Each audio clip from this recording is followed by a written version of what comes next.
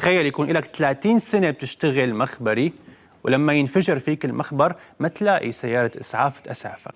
الشهيد محمد قاسم غانم المخبري في كلية الصيدلة بدمشق من 30 سنة كان عم يكشف على مادة موجودة بالمخبر وبين الطلاب، مادة قالوا إنه هي تترات الفضة، وهو عم يفتحها فجأة انفجرت بوشه وانفجر المخبر. حاولوا الطلاب إنه يطفوا النار اللي عم تشعل بجسم الأستاذ، ولكن طفايات الحريق الموجودة خاصة مدتها من 5 سنين.